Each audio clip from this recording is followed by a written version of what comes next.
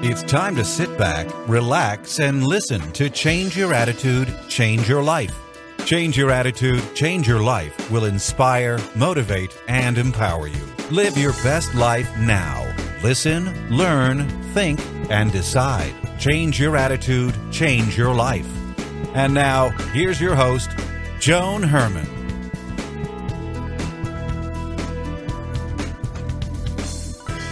Welcome to Change Your Attitude, Change Your Life. You're listening to us in your neighborhood from coast to coast and around the world. Thanks for tuning in. I'm Joan Herman, author, speaker, and your host. Change Your Attitude, Change Your Life brings you interviews with some of the most inspirational and influential people in the world. It's our goal to educate and empower you so you can live your best life now.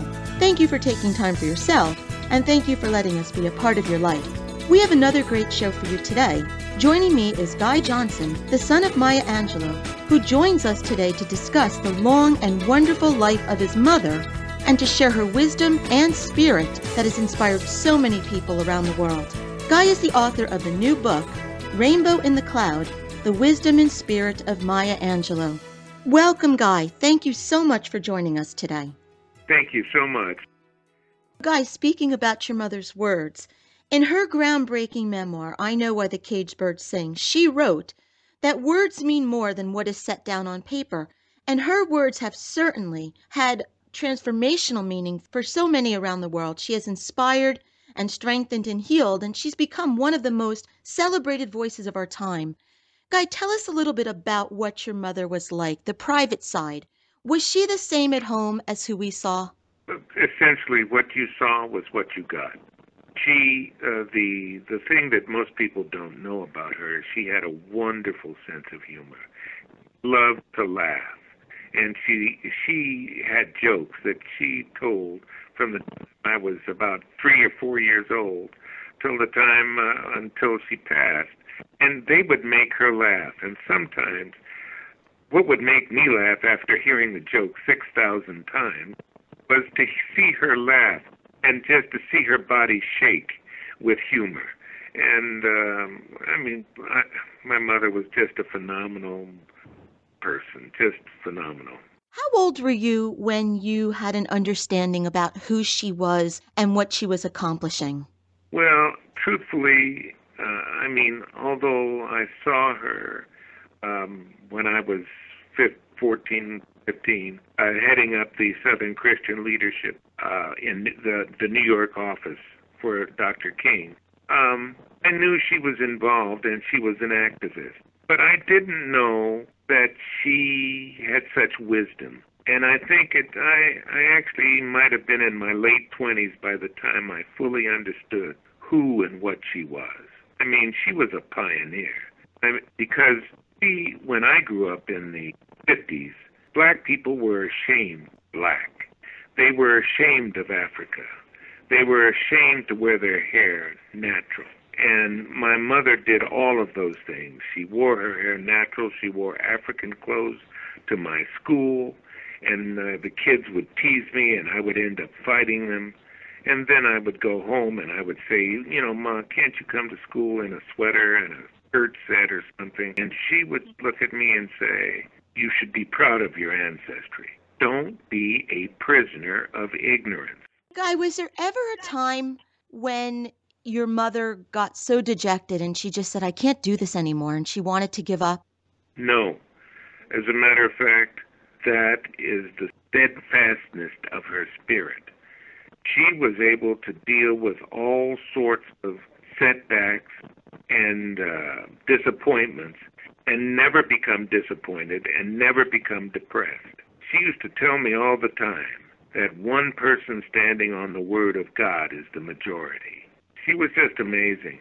Guy, why do you think she was able to persevere? And I ask this question because we have so many listeners that go through various challenges in their life, and so many of them give up, and they feel that they can't keep moving forward. What do you think was your mother's secret? Was it her faith? Yes, it was her faith. But my mother would tell me all the time, there is no failure. As long as you learn from your experience, there is no failure.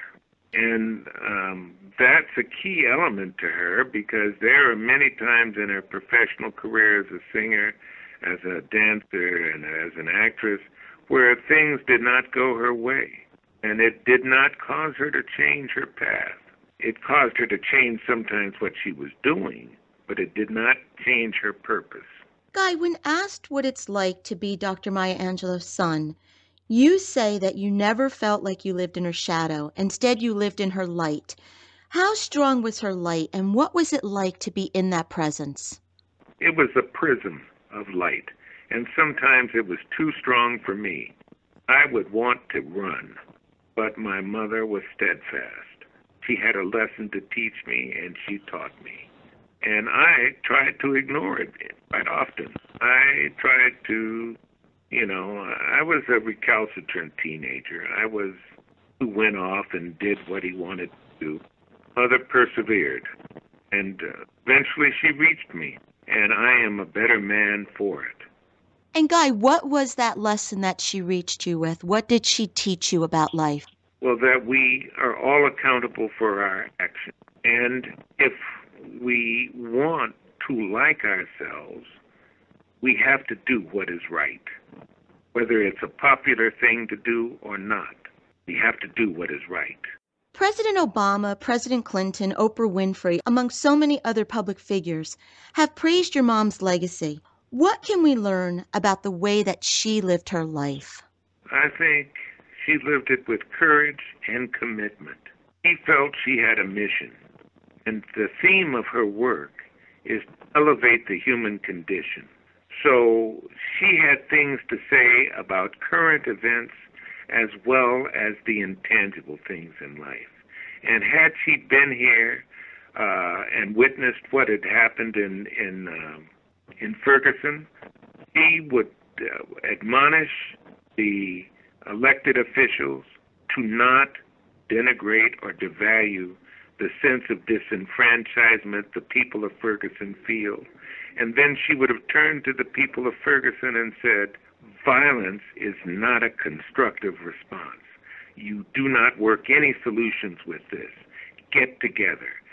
Develop an organization or develop a forum for working out solutions and changing the way the police interact with the community. Guy, did everything she do, did she do it with the basis of sowing the seed of love? Was that her approach to everything? Pretty much. I mean, her whole attitude about human beings were that we were all children of God, and as such, are valuable. She used to say to me all the time, can you imagine what the world would be like if every child born had the opportunity to reach their potential? We'd have the cure to cancer. We'd be on Mars. We'd be able to travel to the stars. Everything would be in our grasp.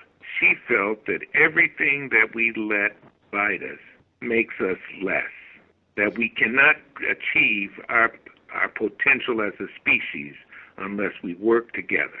I read where your mother believed that it was joy that was necessary in order to make a distinction between surviving and thriving. What does this mean? How are we able to find the joy in every situation? Well, first off, one must be ready and open to it. One must be open to joy and not let the forces of depression dominate us. She used to say, innocence has to be recreated every morning so that you can enjoy the sunrise, that you can enjoy a beautiful rainy day. Joy is about working to find those elements around oneself and within oneself that make life easier. Guy, what is your fondest memory of your mother? Being in her kitchen while she's cooking. She was a wonderful cook. And her food, so many times I sat at the table with people who were giants in their own right. But we were all human in wanting to eat her food.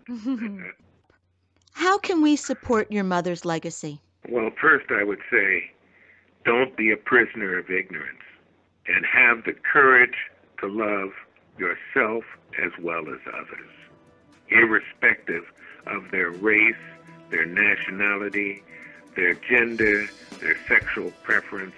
Just be able to love yourself and other people. The book is Rainbow in the Cloud, The Wisdom and Spirit of Maya Angelou by Guy Johnson. Guy, thank you so much for joining us today and for sharing your memories of your mother, and also for helping to keep her legacy alive and to keep her words burning within us. It is such an honor for me to have you here. Thank you for sharing this time with us. Thank you. I'm honored to be able to present her wisdom to the world. And may I wish you a joyous holiday season, and as well to all of your listeners. Thank you, and the same to you and your family. Thank you. We'll be right back.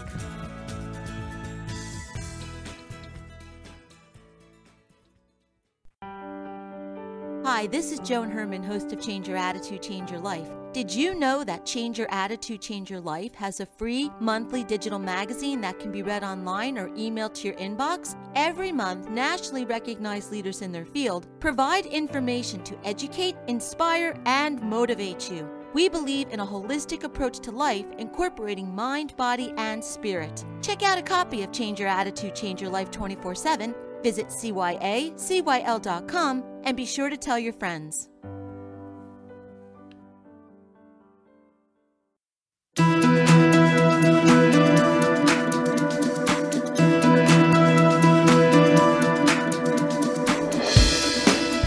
Thank you for joining us today. We hope you found the show informative. At Change Your Attitude, Change Your Life, we believe that knowledge is power.